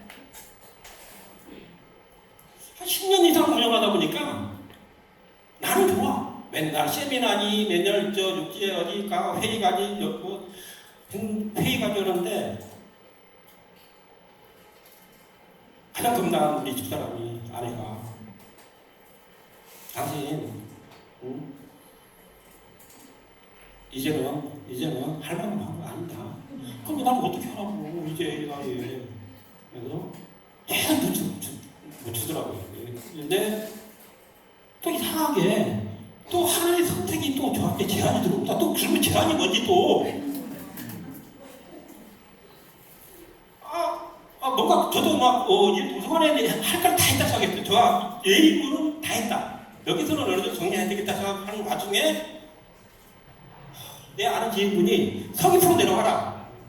서귀포에 오면 지금 중앙도타리 서귀포 시청 바로 밑에 그 기존에 서점에 있던 공간이 있다. 거기를 나가라 할 테니까 자기 샀다. 나가라 할 테니까 그 공간에 너가 한번 들어와서 서점이든 책방이든 마음대로 해보라 이거지. 그 대신에 집세는 안 받겠다. 오 대박. 혹하죠. 저도 혹했습니다. 근데 엄청 고민됐습니다. 저가 지금까지 사회생활을 하면서 한 번도 내 장사라는 걸 몰랐어요. 장사 해보지도 않았고 사실. 그리고 결정적인 게 뭐냐면 아니 그거를 꾸미려면 돈이 있어야 되잖아요. 돈 한 푼도 없었어. 하하 이거 어떻게 하지? 일단은 그거 못하겠습니다. 너는 진짜 세상을 모르는 애구나. 너도 장사를 하면서 한번 이거를 좀 알아봐야 된다 해가지고 어쨌든 간에 결론이 뭐냐? 하겠다. 들어갔어. 딱 들어가니까 욕심 생긴 겁니다. 기존의 서점들을 제가 너무 많이 봤기 때문에, 왜냐하면 제가 전국을 돌아다니면서 도서관 서점을 많이 했기 때문에 이런 전형적인 서점은 반드시 과감하게 갈아엎어야 되겠다는 어떤 저 혼자만 생각이 있었는데 이게 실력으로 나갑니다. 싹 밀어가지고 나만의 공간을 만들려고 노력했습니다. 첫 번째, 그리고 참고서 막 전형적인 거 다 치워. 놨고 누구나 와서 편하게. 그리고 또 한 공간은 뭐냐면 그래도 자기가 읽던 책이 너무 아깝잖아. 그러면 이 서점에 비치해가지고 노래를 쓰는 공간을 만들어내자. 그게 11의 서점이라는 공간을 만들었고 또 와서 같이 이제 공간에서 얘기할 수 있는 그런 공간도 만들어냈고 그리고 어디 외국에 가다 보니까 뭘 하더라고 밑으로 칠 서가. 애들이 와서 서가에서 밑으로 타는 거야 서점에서. 어떤 그런 개념의 파격적인 어떤 공간을 창출해냈습니다. 근데 중간에 문제가 뭐냐면 세상은 너무 앞서가면 안 돼. 남 하는 대로 하면 돼요. 서귀포 시민들이 와가지고 도대체 이거 뭐 하는 데냐 도대체 서점이냐 카페냐 뭐 하는 데냐 또 그렇습니다. 그 대신에 책을 안 사가잖아요. 놀기만 하지. 어쨌든 간에 제가 그 공간에 한 3년 동안 있었는데 진짜 힘들었습니다. 안 하던 장사를 하려고 하니까 서점 먹기 쉬운 게 아닙니다. 아무도 안 가르쳐줘. 어떻게 몸뚱이로 돈 주고 배워야 되죠. 그러니까 2015년에 저는 시작했는데 2015년 이후부터 우리 제주도가 작은 책방들이 엄청 이름들을 번졌잖아요. 저가 그 희생이 아니도록 처음에 시작했으니까 해가지고 어쨌든 간에 새로운 개념으로 제가 열심히 하려고 했고 하고 있는 와중에 또 참 사람은 누구도 믿지 마시죠. 3년쯤 지나니까 우리 누구랑 얘기 안 하겠는데 나가래. 저가 그 공간을 만들려고 돈이 없는 상태에서 환송 못하고 얘기했잖아요. 은행에 가서 그것도 어떻게 신용 어떻게 해가지고 2억 5천을 내가 빚을 졌어요. 내가 좀 그래 통이 커져줘. 뭔가 해보려고 했는데 3년 지나니까 고스란히 그거 놔두고 세상이라고 다 그렇습니다. 상당히 정신적으로도 힘들었고 어떤 말로 표현 못하는. 그런데 저는 이럴 수 있는 게 뭐냐면 좀 성격이 들었습니다. 내불나게 어떻게 되겠지? 하면서 이제 급하게 2층 공간 그러니까 바로 옆에 옮겼습니다. 한 2년 거기 있다가 근데 이사 한 번 하는 게 공간 이사 특히 서점 이사하는 게 그냥 공짜로 되는 거 아닙니다. 돈 많이 들어요. 그리고 2년 하다가 진짜 힘들더라고. 근데 다시 생각한 게 뭐냐면 내가 태어난 곳, 내 집, 나는 이제 제주에 사는데 거기가 비어있어요. 어머니 아버지가 돌아가셔가지고 가보니까 참 여기다 생각이 드는 거야. 물론 저 사람이 저기 막내라 가지고 저한테 그 지분은 없습니다. 큰형일 거니까. 근데 그건 팔렸을 건데 내가 이거를 해보다 너무 와닿아서 그래가지고 서점을 하면서 거기 스크립시를 때 1년 동안 혼자만 시간 날 때마다 와가지고 나만의 공간을 꾸며냈습니다. 이때 박수 쳐주는 거 아닙니까? 일단은 이 공간 구성은 뭐 옛날 구니까 그렇다고 가장 이게 그러니까 제가 어떻게 나중에 얘기 드릴 건데 뭐 장사 한번 떠나가지고 서점이라는 공간의 특성상 책방이라는 공간의 특성상 사람이 많이 오게 됩니다. 근데 이게 또 웃긴 게 그 공간에 사람들이 많이 와요 사실. 근데 제가 또 안 사는지만은 지금 유미에 있는 우리 초등학교 중학교 동창 40명 정도 사는데 거기에 유미라는 말은 알죠? 되게 부자 동네라는 거. 지금도 시설화도 많이 해가지고 돈도 많이 버는 거. 얘가 뚝 떨어져가지고 다시 옛날 또라이 같은 놈이 와서 또 또라이 짓을 하는 겁니다. 또 와서 이거 고치고 뭐 할 거냐 하니까 나 책방 내재. 너 미쳤구나. 얘들이 이제 이 줄몇개 팔면 되는데 도대체 이게 이해가 안 되는 겁니다. 자, 이거하고 이거는 아무도 이해 안 되는 건데 3분년이라고 얘기하는데 빨리 됐습니다. 결론은 뭐냐면 저가 마지막으로 얘기했습니다. 이거 뭐 그냥 저의 개인적인 얘기니까 흘러 들어도 되고 뭐 해도 되는데 그 이은행의 마지막 그 사장님이 마지막 그 수업 그 책을 보면 중간에 글 과정이 나오죠. 어떤 분이 질문합니다. 뭐 문학이란 뭔가 질문 들었는데요. 진짜 간단하게 얘기합니다. 개미, 거미, 꿀벌을 빗대서 얘기합니다. 거미는 앞에 있는 것만 기다리면서 자기 먹이만 먹잖아요. 현실적인 답이에요. 거미는 허공에 거미를 쳐가지고 날아다니는 먹이를 그냥 주워 먹잖아요. 예, 그건 시스템화되는 얘기예요. 학자들이 좀 그런 사람들이고, 나머지 세 번째 벌꿀은 만들어냅니다. 멀리 가서 꽃가루 화분을 불어와가지고 화분을 만들어가지고 꿀을 생산해야 되지 않습니까? 예, 변환시키다. 저도 사실 그렇게 하려고 노력은 하는데 지금까지 잘 되고 안 되고 모르겠는데 저는 계속적으로 모든 앞으로의 일도 계속적으로 변화시키려고 노력하려고 합니다. 너무 두서없는 얘기 해주셔서 고맙습니다.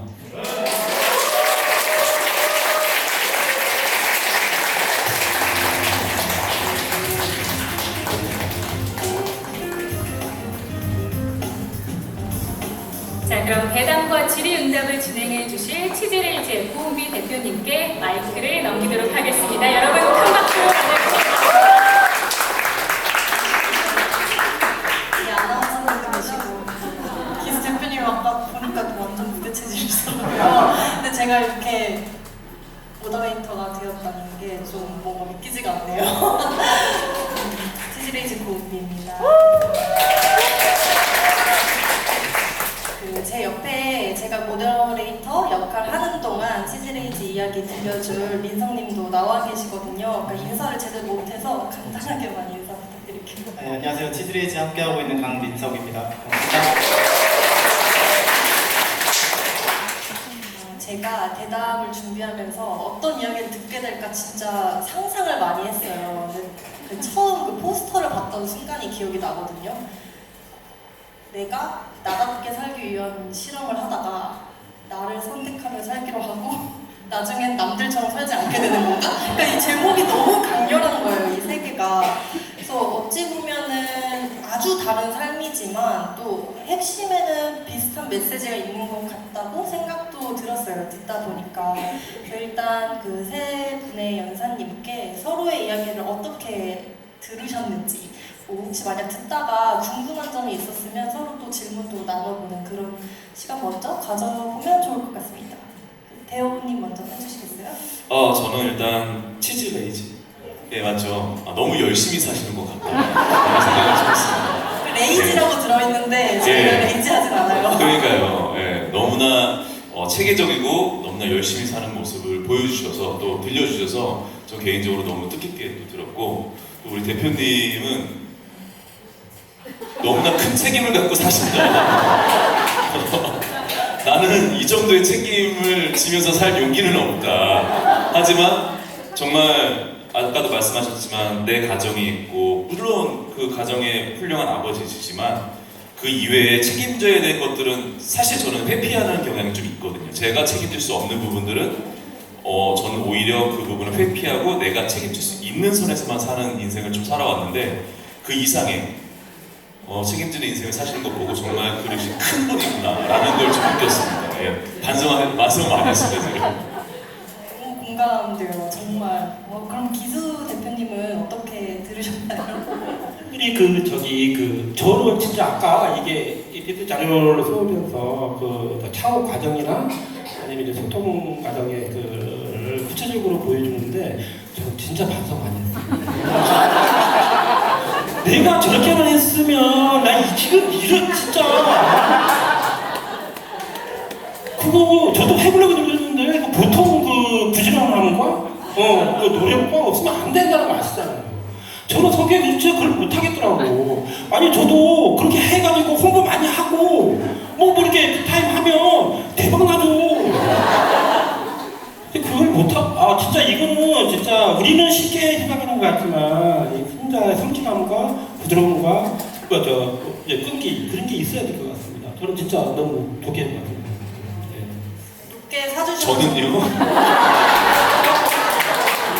제가 내용이 없긴 없었지만 너무 저에 대한 내용을 농담이었습니다. 네, 반성하고 있습니다.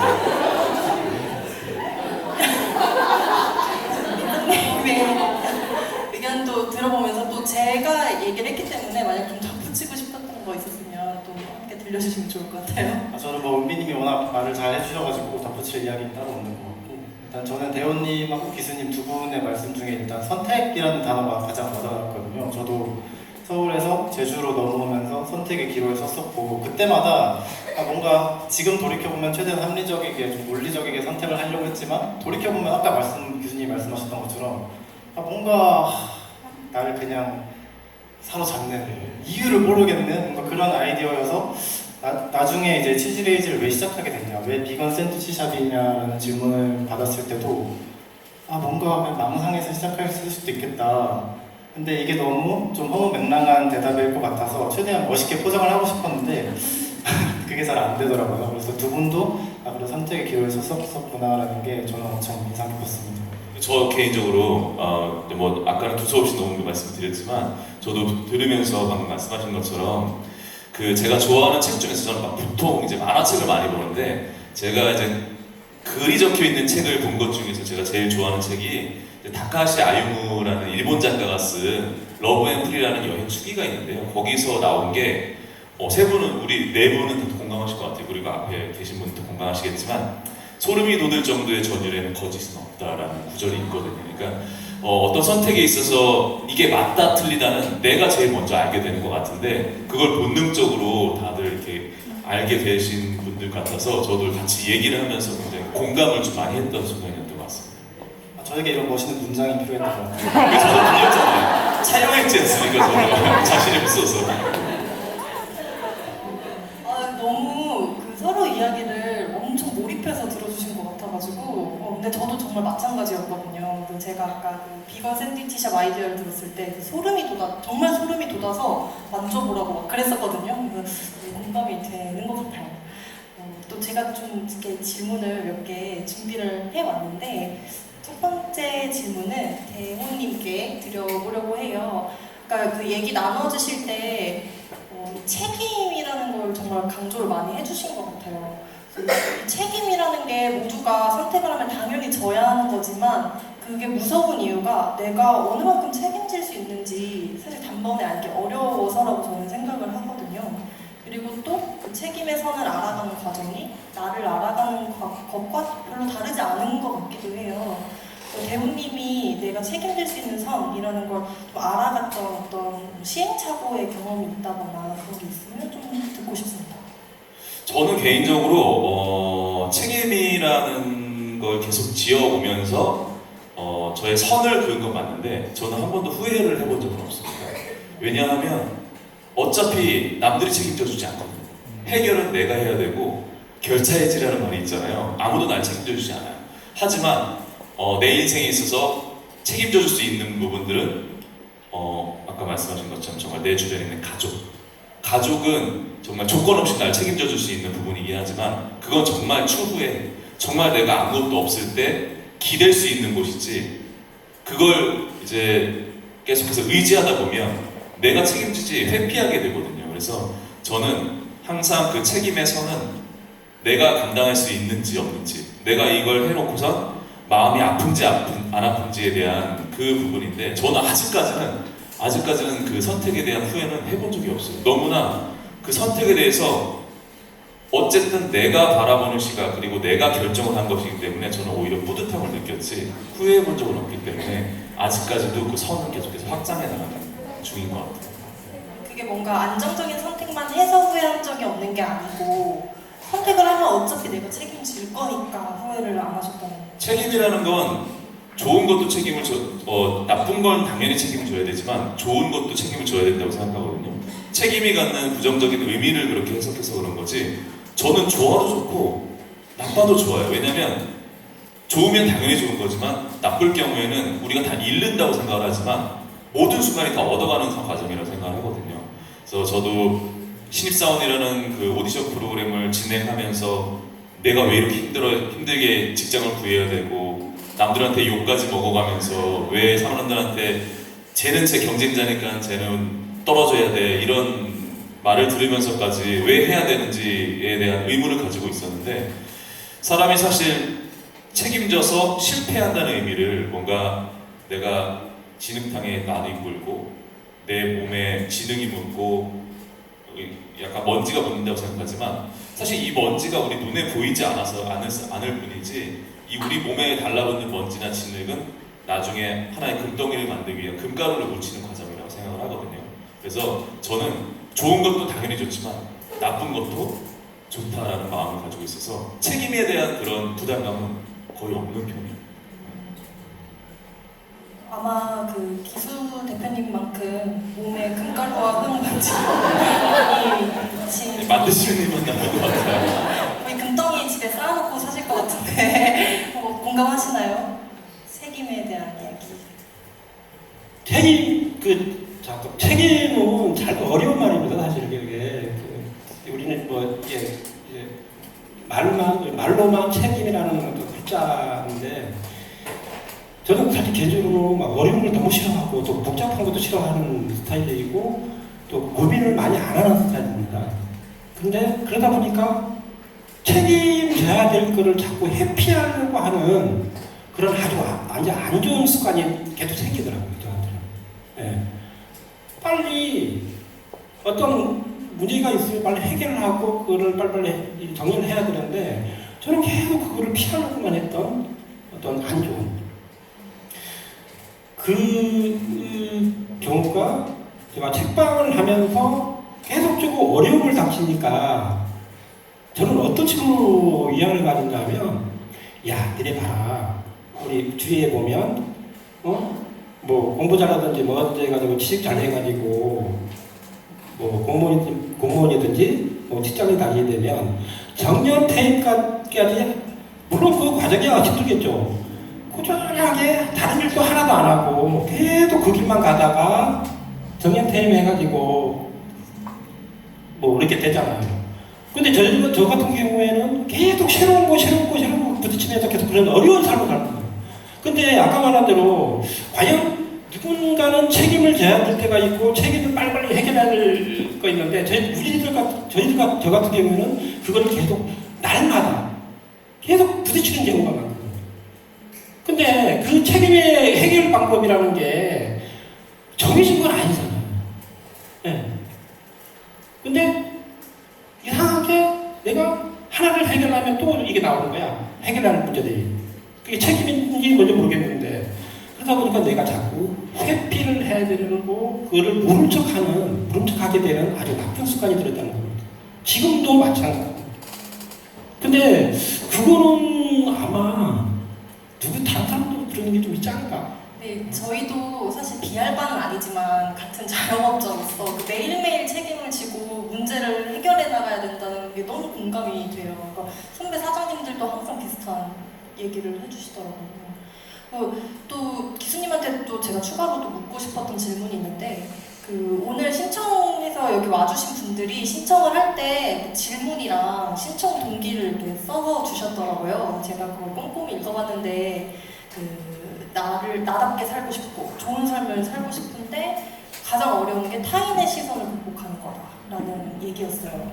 근데 또 마침 남들처럼 살지 않는다라는 제목으로 이야기를 해주셔서 혹시 그 남의 시선을 극복하는 어떤 타인의 시선을 나답게 살기 위해서 극복하는 어떤 방법이 있었는지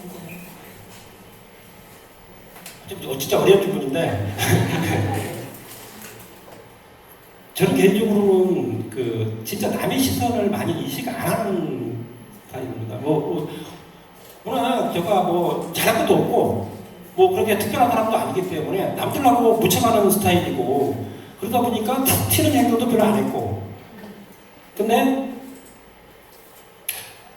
자꾸 서점에 책방에 오시는 분들이 저한테 어떤 뭐 여러 가지 책에 관련 질문 아니면 아까 같이 삶 과정의 질문을 많이 하는데 저는 개인적으로는 절대 답을 내릴 수 없고 그냥 웃지요 하면서 같이 웃습니다. 누가 내가 뭐 잘한다고 해답을 줍니까? 본인이 해야지 본인이. 결론은 이거는 무슨 고민이나 무슨 해결점도 당사자 본인이 알아서 해야지 상대방이 조언을 줄 수 있다. 다 조언을 줄 수 있잖아요. 근데 책임이나 아까 말한 혼자 해결해야 되고 그럼 제가 이게 내 딸로 회피하거나 아니면 이렇게 간단하게 얘기하는 것 같지만은 이게 아주 중요한 거라고 생각합니다. 본인이 해결하세요. 극복 노하우는 없고 이제 본인이 해결하면 말씀하셨는데 이게 진짜 본질인데 참 어려워요. 저희 식당 할 때도 처음 열었을 때 각종 조언 아주 많이 받았거든요. 공감하시죠? 저도 굉장히 공감을 많이 하는데 제가 최근에 그 웹사이트에서 글을 쓰면서 생각했던 게 뭔가 제가 지금까지의 삶을 뭐 한 30년 정도밖에 안 되지만 돌이켜봤을 때 뭔가 하나에 헌신했을 때 가장 좋은 결과를 얻었던 것 같더라고요.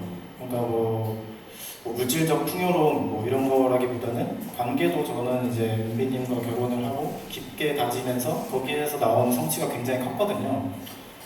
그것도 헌신해서 나온 것 같고 그리고 치즈레이즈라는 이 비건 샌드위치샵 혹은 뭐 브랜드를 만들면서도 저는 계속 헌신을 하려고 했고 이게 매주마다 글을 쓴다는 게 처음에는 이제 막 용감이 떠오르고 쓸 게 100가지가 있을 것 같을 때는 정말 문제가 없는 것 같았지만 또 그 기한이 다가오면 정말 쓸 게 없어가지고 밤을 샐 때도 있었어요. 그러면 안 되지만 근데 그런 경험을 하면서도 이제 결과가 나왔을 때 이제 한 명이라도 누가 읽고 뭐 댓글을 너무 감명 깊게 읽었다 이런 댓글을 본다든지 그런 거 피드백을 받을 때마다 내가 이 헌신한 일에서 뭔가 결과물을 얻었구나.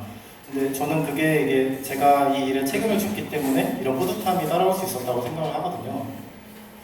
그래서 기수님이 그 대호님 두 분이 말씀해주신 책임이라는 단어에도 저는 항상 많이 고민하는 단어여서 크게 와닿았던 것 같습니다. 또 와주신 분들 중에 궁금했던 게 이게 나답게 살겠다라고 해도 항상 그렇게 되는 것만은 아니잖아요. 저는 내적 갈등이 심한 편이지만 이제 외부의 어떤 누군가를 설득해야 되는 경험도 한 번씩은 다 있으셨을 것 같아요.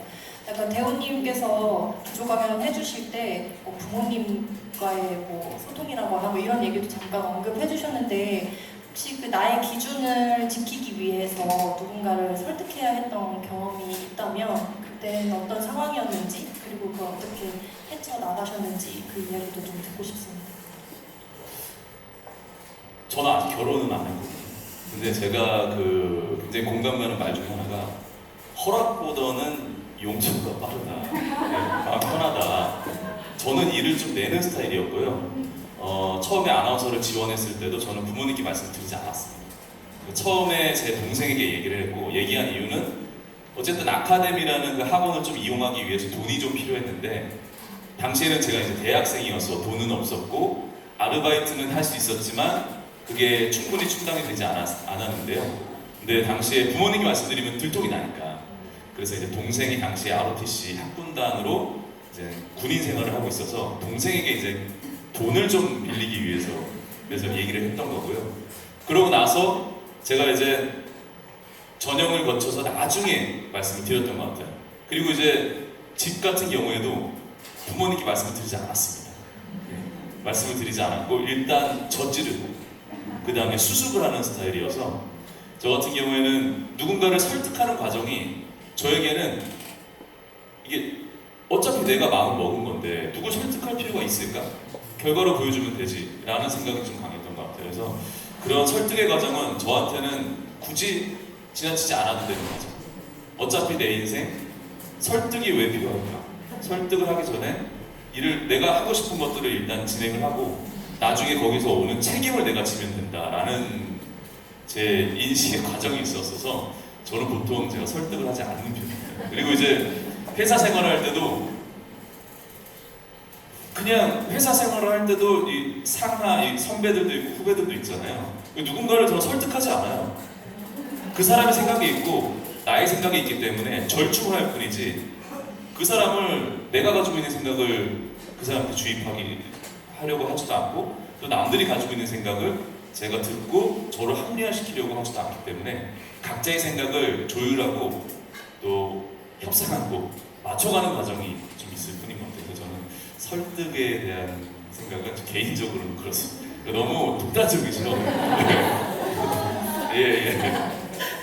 설득하지 않는다. 거의 이제 그 창과 방패의 싸움 같잖아요. 휘두르는데 이게 뚫리지가 않네요. 근데 저도 아주 공감해요. 설득이라는 게 결과물로 보여주면 된다라는 게 저도 한번 제 친구가 그런 얘기를 한 적 있어요. 야, 너 그렇게 제주 가서 가게 할 수 있는 거 부모님이 이해해 주시니까 그렇지. 근데 그 얘기를 들었을 때 좀 서운하더라고요. 왜냐면 내가 평생을 거쳐서 부모님을 이렇게 무찔러 왔는데 그 공로는 인정해주지 않고 지금의 이 상황을 봐주는 건 아닌가? 뭐 이런 생각을 한 적도 있어서 너무 공감이 됩니다. 다음으로는 이제 민성님께 또 질문을 드리고 싶은데 아마 여기 앉아 계신 세 분의 연사 중에 유일하게 제주와 서울의 삶을 좀 진득하게 경험해보신 분인 것 같아요. 또 어렸을 때는 해외 생활도 해보셨다 보니까 비교 대상이 좀 더 많을 것 같고 제주로 이주를 하실 때 어떤 좋은 삶에 대한 상이 있으셨을 것 같고 기대했던 것도 있었을 것 같아요. 근데 기대랑 여전히 같은 건 어떤 건지 좀 다른 건 어떤지 좀 그런 좋은 삶과 사는 곳의 연관관계에 대해서 좀 듣고 싶습니다. 제가 저번에 그 생각을 해보니까 제가 살면서 3개국에서 8개 도시에 살았더라고요. 그래서 너무 다양한 곳을 어쩌다 보니까 살게 됐는데 서울에서 제주로 넘어올 때 저는 별로 큰 기대는 안 했던 것 같아요. 특히 뭐가 크게 다를까. 내가 이렇게 다양한 나라에서 다양한 도시를 경험해봤지만 결국에 중요한 건 내가 거기에 가서 어떤 일을 하고 어떤 사람을 만나냐가 저는 중요하다고 생각을 했거든요. 근데 저는 이제 세상이 뭔가 오프라인으로도 커넥션을 만들지만 온라인으로도 사람들과 많이 소통을 하는 시대이기 때문에 제주에 넘어가서도 내가 원하는 커뮤니티를 분명히 이제 찾을 수 있다. 오프라인으로도 찾을 수 있고 온라인으로도 찾을 수 있다는 확신이 있었던 것 같아요. 그래서 제가 이제 농담으로 은비님한테 어디 살아 상관없다, 와이파이만 있으면 된다, 막 이런 얘기를 했는데 그게 이제 제가 그 치즈레지닷컴 웹사이트도 하지만 제가 개인 온라인 블로그도 직접 만들어서 거기다 글을 쓰거든요. 근데 그런 것도 내가 온라인을 통해서 그래서 저는 이제 글을 영어로 쓰는 게 더 편해서 영어로 쓰는데 한글로도 많이 쓰지만 영어로 많이 쓰는데 그 영어로 글을 쓰시는 분과 뭐 전 세계 어디에 계시든 뭐 인도에 계시든 미국에 계시든 이런 분들과 계속 이메일을 주고받기도 해요 평소에. 근데 그런 걸 할 때마다 내가 제주에 살지만 사실 내가 뭐 이 그 바운더리 안에서 갇혀 있는 건 아니다라는 생각을 많이 하거든요. 근데 그래서 내가 제주에 와서 기대를 한 게 일단 크게 없다. 그래서 그런지 아니지만 상당히 만족을 하고 있는 부분은 제주에서 저희가 특히 팟캐스트를 하면서 다양한 사장님을 만나고 그분들과 한 2시간 반 정도 저희 가게에서 대화를 나누거든요. 이제 그러다 보니까 뭐 창업 과정도 그렇고 이분의 진짜 개인적인 삶의 태도가 어떤지 철학이 어떤지 이런 거에 대화를 많이 나눠요. 근데 자기 일을 하시던 분들이다 보니까 당연히 이 일에 대한 열정이 있으시고 이 일을 시작한 동기도 있으시고 뭔가 굉장히 깊은 철학이 있거든요. 그분들의 이야기를 들으면서 저도 제주에 이렇게 멋진 분들이 많구나. 이런 분들의 이야기를 길게 내가 이렇게 듣고 편집하고 이렇게 발행할 수 있다는 것 자체가 굉장히 축복이라고 느껴져서 저는 제주에 살고 있다는 거에 아주 만족을 하고 있는 제주도민이라고 할 수 있는 것 같습니다.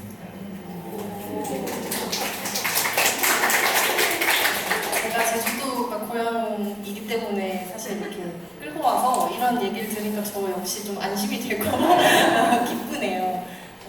근데 아까 기수님 사례 발표 들었을 때는 잠깐 그 동아책 공부하러 서울 갔을 때 외로는 제주에서 쭉 사신 것 같아요.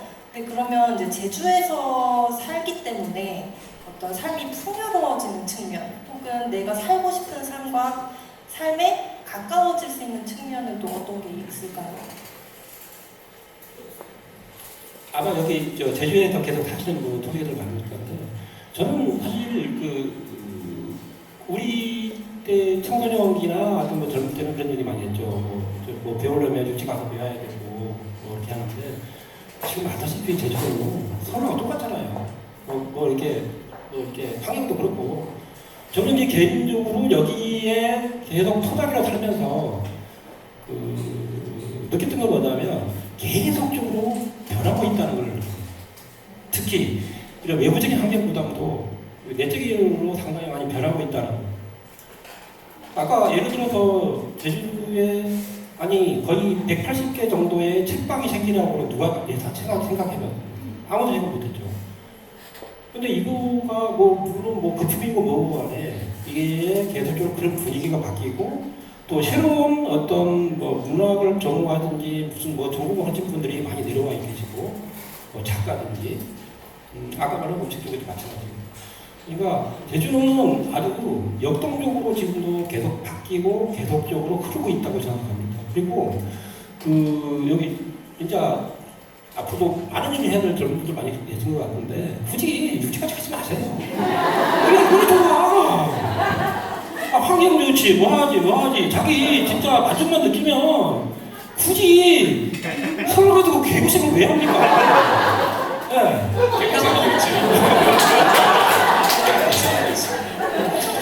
하여튼 그런 면에서 저는 어떤 정확한 자기의 물론 경제적으로 이제 담보돼야겠지만은 뭔가 보람을 느낀다면 여기 생활도 너무 행복하고 좋지 않을까 그런 생각도 듭니다.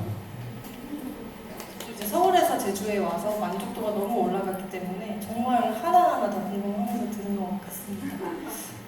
제가 준비한 질문 여기까지 하고 아마 앉아 계신 분들도 너무 궁금한 점 많을 것 같아서 마이크를 객석으로 좀 넘겨보고 싶은데요. 혹시 세 분의 연사님의 이야기를 들으면서 궁금했던 점이 있는데 저의 질문으로 좀 해소되지 않은 게 있다면 살포시 들어주시면 감사하겠습니다. 맨 뒤에 앉아 계신 네, 안녕하세요. 저는 제주시에서 이제 일하면서 살고 있는 김수진이라고 하고요. 저는 먼 길 오신 김대호 연사님께 질문 드리고 싶은데 지금 세 분의 연사님 중에 유일하게 회사를 다니고 계신 회사원이시잖아요. 개고생하고 있어요. 네, 그래서 저 또한 회사를 다니고 있지만 어떻게 하면 조금 더 나답게 살 수 있는지를 계속 꾸준히 생각을 해보는데 항상 조금 드는 생각은 약간 회사 때문에 이렇게 약간 핑계가 되는 것 같아요. 그래서 대원님 같은 경우에는 회사원 생활을 꾸준히 하시면서도 나답게 생활하고 있는 모습을 잘 보여주시고 계신 것 같아서 좀 그런 비결이나 어떻게 하면 좀 이런 안일함에서 좀 벗어날 수 있는지 그런 것들을 좀 여쭤보고 싶습니다. 이제 회사 생활, 이제 직장 생활 하시는 분들이 또 많이 계시겠지만 회사에서 가장 힘든 게 사람이고 또 사람이 제일 많이 주는 게 눈치거든요, 사실. 이게 눈치인데 아까도 이제 나왔던 질문 중에 하나지만 눈치를 보지 않는 법에 대해서 좀 많이 궁금해들 하세요. 왜냐면 회사원들이 제일 중요한 게 퇴근하고 휴가거든요. 근데 그게 가장 눈치를 많이 받는 것들 중에 하나거든요. 근데 눈치를 안 볼 수는 없는 것 같아요. 왜냐면 그 사람들이 시선으로 날 보는데 당신들 나 그렇게 눈치 주지 마라고 할 수 없거든요. 그랬을 때 저는 개인적으로 그 눈치를 안 주도록 만드는 방법을 좀 하는 습관을 들이고 있거든요. 그게 뭐냐 하면 퇴근할 때는 뒤도 안 돌아보고 퇴근해요. 이렇게 한 5년을 지내잖아요. 그러니까 1, 2년간은 욕을 많이 먹습니다. 쟤 왜 저래? 저 올해 들어오네 쟤 왜 저래? 라고 얘기는 하지만 5년이 지나면 원래 그런 애야 라면서 눈치가 오질 않아요. 눈치 볼 필요가 없는 거죠. 휴가 같은 경우에도 제가 이제 생방송 오늘 저녁이라는 데일리 생방송 프로그램을 한 7년을 했거든요. 7년 동안 하면서 당시 이제 제가 생방송 MC가 거의 한 일주일에서 2주일 정도 휴가를 내서 가는 경우는 거의 없어요. 왜냐하면 시청자들에 대한 예의도 아닐 뿐더러 회사에서는 아니 생방송 진행자가 일주일이나 자리를 비운다고 이해가 안 되는 거예요. 그래서 실제로 생방송을 진행하는 진행자들 같은 경우에는 본인이 진행하는 연도 뭐 5년이든 10년이든 간에 한 번도 휴가를 안 가는 사람들도 있어요. 실제. 근데 저는 과감하게 그 틀을 깨버렸죠. 저는 무조건 다녀와야 되겠습니다. 아니 생방송 진행자가 이게 가능해? 라고 위에 고참이 이제 선배가 그 말씀을 하셨고 저는 그럼 휴가를 가든지 아니면 생방송 오늘 저녁은 그만두겠습니다 라고 말씀드렸어요. 그래서 나에 대한 이야기를 나만 알 게 아니라 회사 사람들한테도 알려줄 필요가 있다고 생각을 해요. 내가 말하지 않고 나는 이런 사람인데 회사 때문에 나는 이렇게 참고 살고 있어? 단 한 번도 알아주지 않습니다. 회사한테 나는 이런 사람이야 라고 말을 계속 하는데 말로 부장님 저 이런 사람이에요. 저 휴가 무조건 가야 되고요. 라는 것보다도 좀 더 스무스하게 부드럽게 행동으로 보여주는 거예요. 대신에 야 김대호 너 왜 지금 이 시간에 퇴근해? 저 오늘 아침에 출근해서 이거 했고요. 다 했습니다. 할 게 없어요. 집에 가겠습니다. 그러니까 제가 할 일을 모두 다 한 다음에 그 다음에 남들에게서 오는 그 눈치를 저한테 오지 않도록 미연에 방지를 해놓는 작업을 좀 지난하지만 해놓는다면 시간이 지나서는 더 이상 그 누구도 저에게 눈치를 주지 않아요. 왜냐하면 그 사람들은 저보다 덜하면 덜했지 더 잘하지 못하거든요. 그래서 저는 저에 대한 자신감이 있고 그 누구도 저한테 눈치를 줬을 때는 당신은 어때라고 물어볼 수 있는 그런 수준까지는 습관을 들이는 걸 많이 하면 굉장히 나중에는 좀 자유로워지지 않을까 회사 생활이. 그래서 엄청 자유롭습니다 지금 회사 생활. 네, 직원이긴 하지만 그런 생각 드리고. 혹시 또 다른 질문이 있을까요? 네. 네, 안녕하세요. 저도 그 육지에서 제주가 좋아가지고 무조건 좀 10년 정도를 고민을 하다가 올해 다 때려치고 안녕하세요. 김유리라고 합니다. 반갑습니다. 네, 사실 제가 여기 뭐 소통 협력 뭐 센터 이런 거 사실 몰랐고요. 페이스북 보다가 대호님이 오신다고 해가지고 네, 사실 저 대호님 보러 왔습니다. 이전에는 잘 몰랐었고 사실 그 뭐 나 혼자 산다도 그렇게 좋아하는 프로는 아닌데 보다 보니까 나랑 좀 이렇게 좀 생각하는 게 이게 사고의 흐름이나 뭐 이런 선택을 하시는 그런 게 비슷한 사람이 있어가지고 되게 궁금했는데 이제 오신다고 하니까 좀 그 얘기를 더 많이 잘 들어볼 수 있을 것 같아가지고 그래서 왔는데 정말 좋은 시간이었어요. 제가 이제 질문보다는 소감을 먼저 말을 하게 되는데 근데 이제 또 대호님 때문에 오기는 했지만 저한테는 또 성과라고 볼 수도 있는 게 뭐 치즈레이 레이지 대표님들이나 우리 또 북타임 죄송합니다. 운영하시는 그 대표님의 어떤 그거를 보면서 또 이제 뭐 그 MBTI J와 P의 어떤 연설 스타일이 좀 이렇게 스타일이 다양할 수도 있구나 뭐 이런 것도 이제 개인적으로 좀 느끼는 시간도 있긴 했는데 제가 궁금한 것은 뭐냐면요. 대호님 그 울릉도 말고 제주도 오실 생각은 없으신가요? 예, 그래서 네, 제가 그거 여쭤보고 싶었어요. 제가 이제 울릉도 임장 간 건 막연한 꿈을 좀 더 현실적인 꿈을 꾸기 위해서 갔던 거고요. 그리고 실제로 굉장히 현실적이 됐습니다. 그 화면에서 보신 분들은 아시겠지만 일단 당시에 제가 소화할 수 있는 능력 이외의 수준이었기 때문에 지금은 잠깐 이제 울릉도는 약간 거리를 두고 있는 상태고요. 제주도 같은 경우에는 제가 지금 여기 제주도로 와서가 아니라 제주도는 육지 사람들한테는요 아시겠지만 아직도 꿈의 섬이에요. 너무나 아름답고 저도 정말 오랜만에 이 제주도를 일이 아닌 사실 이 자리를 일이라고 생각하지는 않거든요. 일이 아닌 정말 휴식으로 왔을 때 느끼는 그 감정들은 여러분들이 항상 터전으로 살고 계시는 그런 공간의 느낌과는 사뭇 다릅니다. 그래서 제주도는 언제든 1순위였어요. 저는. 네. 그리고 그 이외에 저를 포함한 모든 그 육지에 살고 있는 분들이 제주도는 제가 봤을 때는 제 개인적인 생각으로는 1순위를 꼽고 있는 섬 중에 하나라고 생각합니다. 그래서 여러분들 정말 아름다운 곳에서 살고 있다는 거 알고 계셨으면 좋겠습니다. 네. 네, 그래서 오실 생각이 있으시죠? 아름다운 건 맞는데 오실 생각이 있으시죠? 좀 더 현실적인 꿈을 꿀 수 있도록 제가 한번 알아보도록 하겠습니다. 네, 감사합니다. 아까 대기실에서도 기수 대표님께서 엄청 강력 추천하셨거든요. 위밀이 너무 좋다고. 꿈의 사람이라는데 어떻게 생각하세요? 바다에서 같이 놀라고 제가 지금 막 꼬시는 중입니다. 낚시를 굉장히 좋아하신다고 하는데 낚일 것 같아요. 엄청난 실력이신 것 같아요. 이미 그 낚시 스팟까지 몇 군데 제안을 하셨거든요. 기대해 볼만할 것 같습니다. 혹시 또 다른 질문이 있을까요?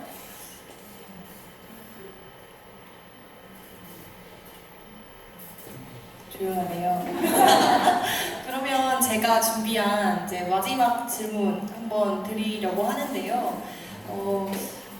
저도 그 나답게 살기 위한 그 시도가 좀 어려웠던 입장으로서 세 분께 꼭 제가 묻고 싶었던 질문이에요. 만약에 여기 객석에 나답게 살기 위한 그런 결정이 조금 어렵거나 아니면 어떤 이유 때문에 결정은 했는데 행동까지 가기가 좀 주저되는 분이 있다면 여기서부터 시작해봐 하고 좀 사소한 실천 같은 거를 제안해 주실 수 있을지 그것에 대한 생각이 좀 궁금해요. 여기 앉아 계신 민성님 먼저 얘기 들려주시면 좋겠습니다. 저는 이 고민을 진짜 정말 오랫동안 해왔는데 저는 아까 그 기수님도 비슷한 이야기를 하신 것 같아요. 절대 이렇게 이야기를 하는 게 내가 정답이다, 내 삶이 뭐 옳은 길이다라고 이야기하고 싶은 게 절대 아닌 거라는 말씀에 저도 되게 공감을 많이 했는데 저는 그 회사를 그만두고 내일 해야겠다라고 생각을 했을 때 내가 누구를 닮고 싶은지에 대해서 생각을 많이 했거든요. 인간이 기본적인 본능으로서 주변에 누군가 있으면 그 사람에게 굉장히 큰 영향을 받고 뭐 회사면 회사일 수도 있고 뭐 가정이면 가정일 수도 있겠죠. 그래서 저는 내가 어떤 사람을 닮고 싶을까, 내가 어떤 사람을 봤을 때 좀 영감을 받고 나 진짜 저렇게 살고 싶다라고 생각을 할까를 고민을 많이 했어요. 그러다 보니까 제가 이제 섭취하고 있는 뭐 미디어라든지 책이라든지 이런 데서 저는 영감을 많이 얻는데 그 시절에 보니까 뭐 창업가분들의 이야기를 저는 굉장히 좋아하고 그분들의 이야기를 들었을 때 나도 저렇게 살아야지 이런 영감을 많이 받았거든요. 그래서 창업가를 닮고 싶다. 그리고 제가 또 셰프분들을 굉장히 좋아해요. 그래서 셰프분들도 좀 닮고 싶다. 그리고 작가님들도 되게 좋아하는데 작가님들도 닮고 싶다. 뭔가 이런 그 예시를 계속 저는 수집을 하면서 살았던 것 같아요. 근데 그게 가장 큰 소스는 사실 책이었고 다양한 책을 읽으면서 내가 이 사람과 같이 살 수 있을까? 이 사람이 말하는 철학을 내 삶에 좀 녹여낼 수 있을까를 고민을 많이 했던 것 같아서 지금 치즈레이즈를 본다면은 저는 창업을 했고 요리를 하고 있고 글을 쓰고 있기 때문에 좀 그 비슷한 형상으로 가고 있다고 생각을 하거든요. 근데 그게 이제 나중에 이렇게 차근차근 쌓이고 꾸준히 했을 때 어떤 결과가 또 있을지는 아직 모르지만 아까 이제 은님 말씀하셨던 것처럼 저희는 아직 그 실험 중에 있는 단계고 아직 가게도 뭐 1년 반 정도밖에 되지 않았기 때문에 앞으로 계속 한다면 또 더 좋은 정답을 찾을 수 있지 않을까라고 생각하고 있습니다. 그래서 제가 하고 싶은 말은 이런 것 같아요. 그냥 최대한 많은 책을 읽으면 좋다고 저는 생각을 하는데 근데 책을 많이 읽으세요 막 이러기에는 좀 그렇잖아요. 근데 내가 닮고 싶은 사람이 누군지 알고 그 사람에 가까워질 수 있으려면 어떤 전략을 취해야 하는지 이것부터 고민하면 좀 뭔가 베이비 스텝이 되지 않을까라고 생각합니다. 답변 감사합니다.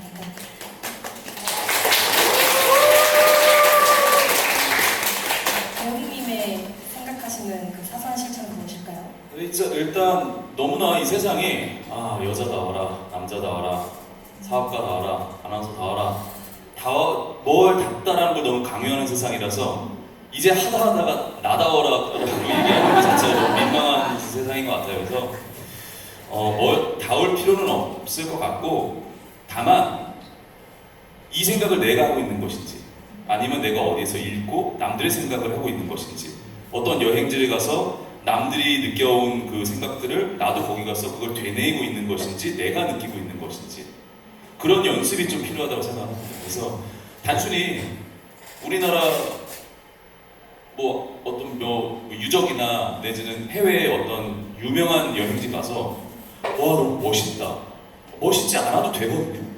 내가 봤을 때 이상할 수도 있는 거고, 내가 봤을 때는 그냥 뭐 유럽 건축물 다 비슷해, 재미없어. 하지만 나는 그냥 그 나라의 골목골목이 더 예뻐 보일 수도 있는 거고, 이런 것처럼 그냥 내가 느꼈을 때 이게 내가 생각하는 것인지 남들이 얘기하는 걸 그대로 믿고 있는 그 과정인 건지를 좀 구분할 수 있는 연습을 하셨으면 좋겠어요. 근데 저도 아직까지도 잘 모르지만 저는 제 기준은 제 가슴이 두근거리는 시점이 분명히 있거든요. 인생을 살다 보면 내가 좋아하는 사람을 만났을 때 두근거림을 분명히 한 번도 느껴보셨을 테고, 그리고 내가 사고 싶은 것, 만화책이 됐든 자동차가 됐든 아니면 뭐 게임이 됐든 간에 저게 출시된다고? 나 사고 싶어. 이런 두근거림. 이 두근거림은 자기밖에 모르고 확신할 수 있어요. 왜냐면 이 뛰는 가슴을 본인은 느낄 수가 있거든요. 이걸 실제로 실천을 해보셨으면 좋겠어요. 이런 과정이 반복되다 보면 그 두근거림을 믿게 되는 순간이 오게 되거든요. 그랬을 때 느끼는 그 희열은 굉장히 기분이 좋은 희열인 것 같아요. 저도 개인적으로 해서 집도 그래서 샀고 차도 그래서 샀지만 후회도 많이 했습니다. 하지만 그 선택을 내가 했다는 그 확신이 있기 때문에 저는 앞으로도 제 두근거림을 믿으면서 살려고 하니까 여러분들도 그 두근거림을 잘 들어주세요. 아무도 들을 수 없는 거고 나만이 들을 수 있는 거기 때문에 나는 나밖에 챙길 수가 없습니다. 여러분들 본인을 좀 잘 챙겨주시기 바랍니다.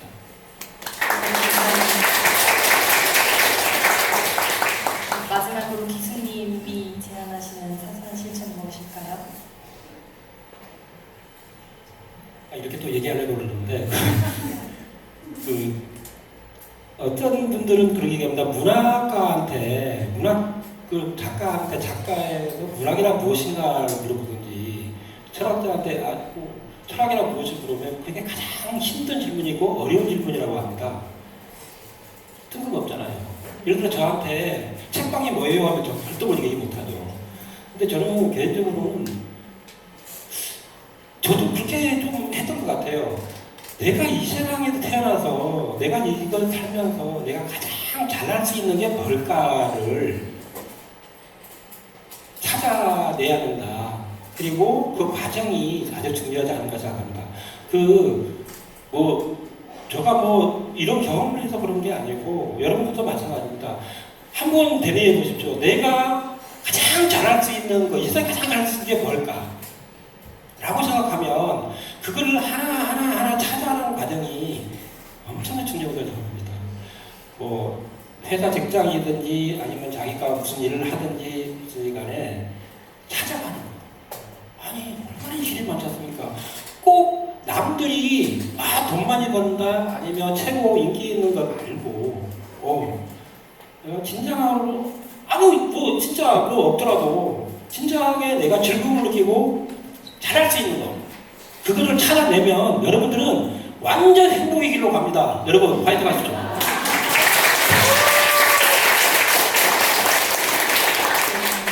방금의 질문을 마지막으로 오늘 대화도 마무리 지어보려고 하는데요. 솔직하게 이야기 다 나눠주신 세 분의 연사님께 큰 박수 부탁드립니다.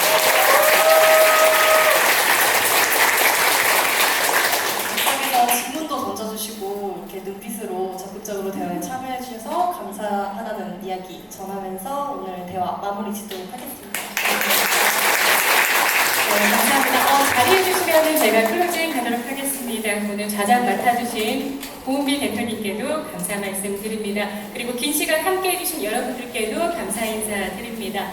오늘 2023 제주 소통협력주간 컨퍼런스를 통해서 여기 계신 분들의 각자의 좋은 삶에 대해서 새롭게 생각해 볼 수 있는 따뜻하고 유익한 시간 되셨기를 바랍니다.